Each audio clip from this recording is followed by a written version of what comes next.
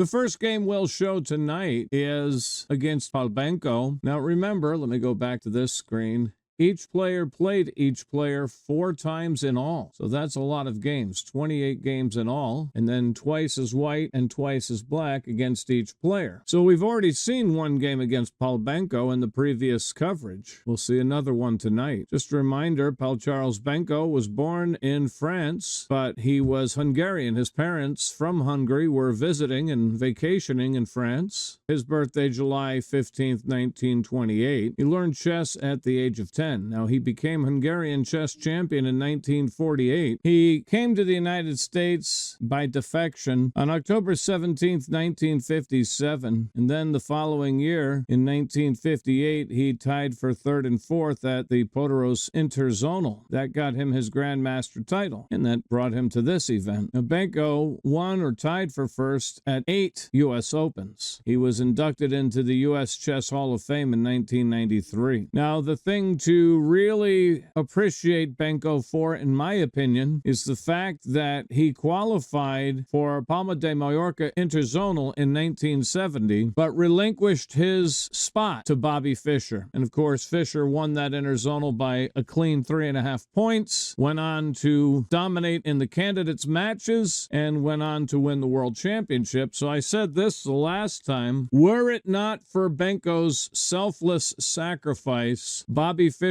would not have become world champion in 1972. Now, he may have become world champion after that. Presumably, he would not have quit when he did, but he would not have become world champion in 1972 were it not for Benkő giving up his chair. And so we have Benkő to thank for Bobby Fischer's title, which makes it all the more irritating that Fischer almost backed out of the world titles match. After such a sacrifice, you better not back out, in my opinion. All right, so Bobby Fischer against Benkő. This is the 10th round, so they're playing the second set of games now, which means they're still in Bled. Pawn to e4, no surprise. Now we have c5, the Sicilian defense, knight f3, knight c6, and nowadays this is called the old Sicilian. When I was a kid, it was just called the Sicilian, so that goes to show you. Well, we're going to get an open Sicilian here with d4, pawn takes pawn, knight takes pawn. Now knight f6 from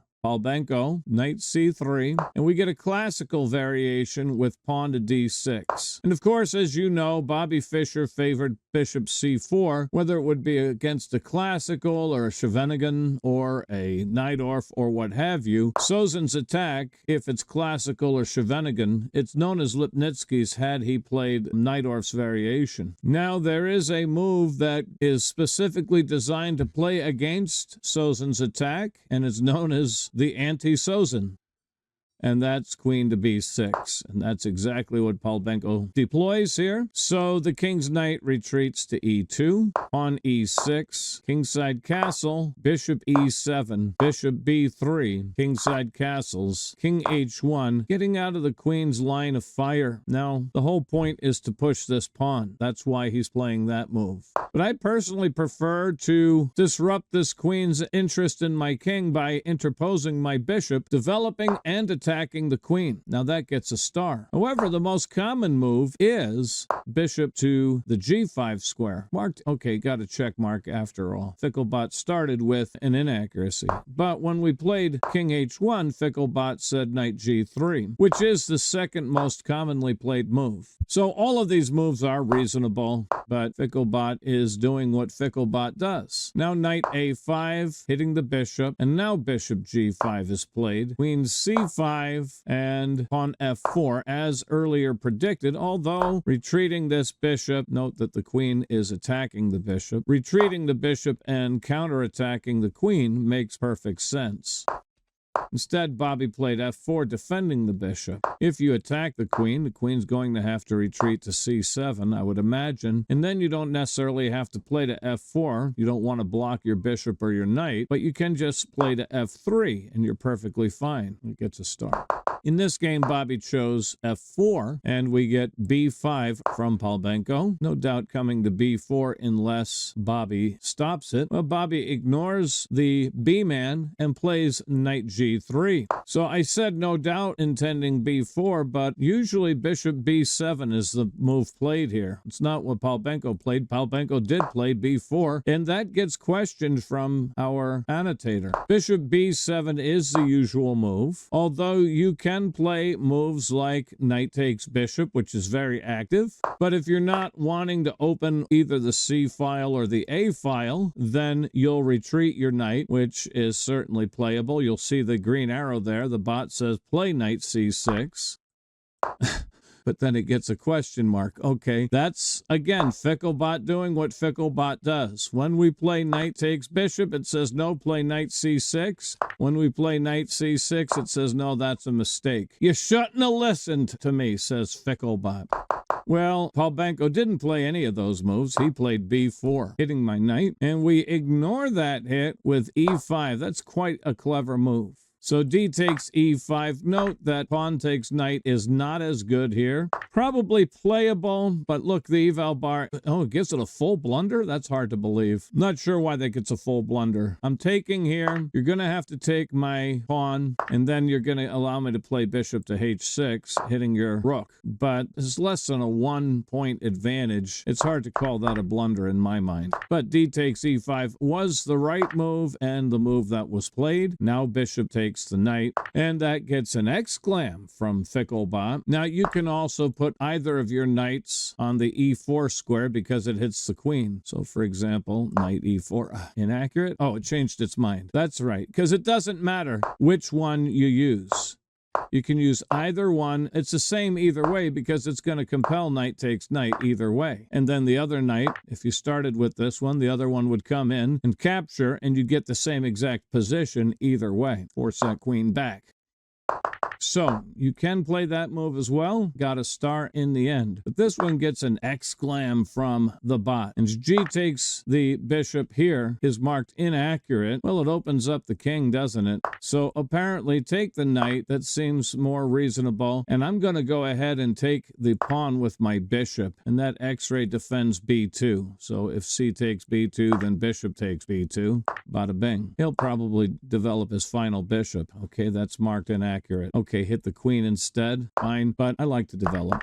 Remember, we're not too worried about inaccuracies from the bot because a lot of times the bot doesn't even agree with the bot. We'll worry about the blunders, the mistakes. Sometimes we'll worry about those, but the inaccuracies, when the bot can't even agree with himself, I'll not sweat the inaccuracies, and neither should you. All right, so g takes the bishop. Now the queen's knight comes to e4, hitting the queen. You'll want to resist the urge. I see this open file, and so do you. You don't want to play queen g4 right here because king just steps to h8, vacating g8, and now this rook is going to come over and chase you away. So for example, if you say, aha, a magic square, let me defend it with my knight, you're going to get a blunder because rook g8, and that is an exclam from the bot. Now note, when the bot gives me an exclam or a double exclam, it's the wise bot. When it gives me an inaccuracy, it's Ficklebot. You have to understand, the bot itself is sort of schizophrenic. Now it's Wisebot.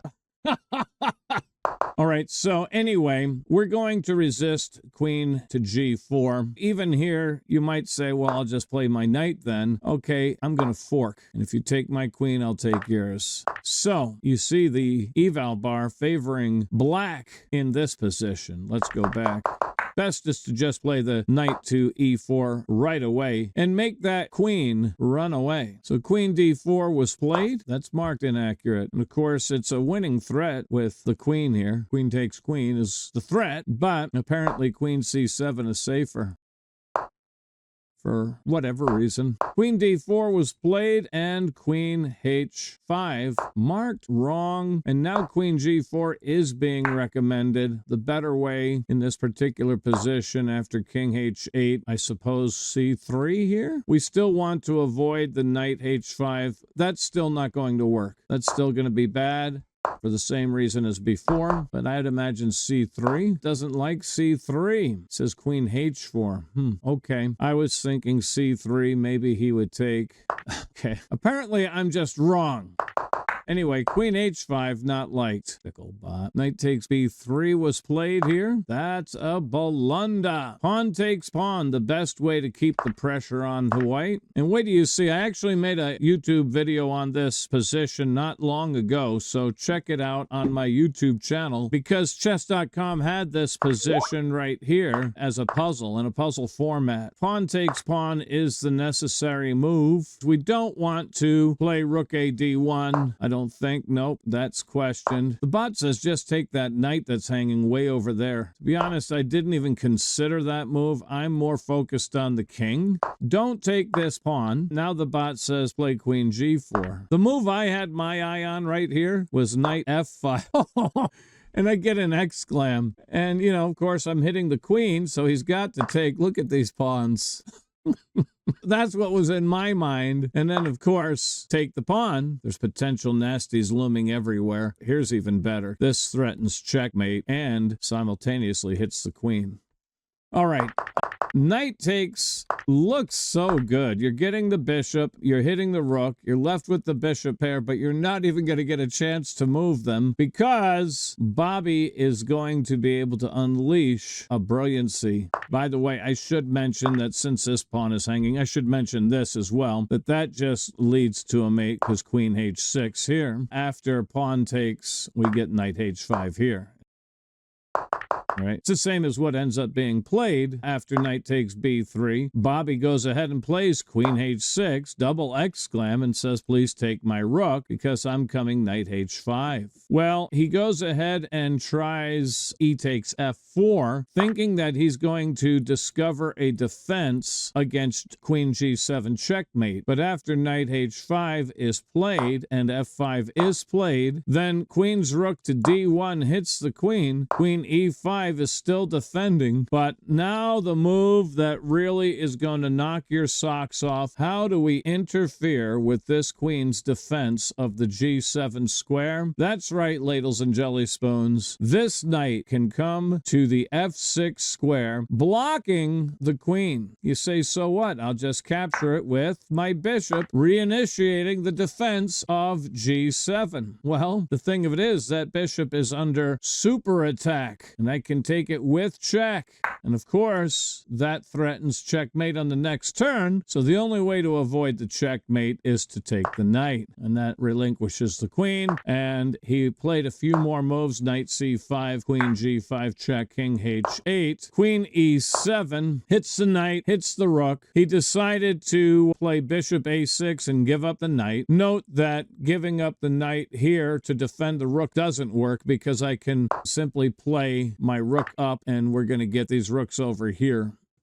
So he went ahead with bishop a6, queen takes the knight, bishop takes the rook, rook takes the bishop. The problem is it's a queen and a rook against two rooks, and these pawns are just a disaster area. So Benkő said, forget this. Your game, Bobby, your game. Quite a game it was. Bobby's single game rating was 2,800 with a 94.7 accuracy. Beautiful. And technically we didn't really get much of an endgame, if you can call it an endgame, because queen and rooks are still on the board. So beautiful, beautiful, beautiful.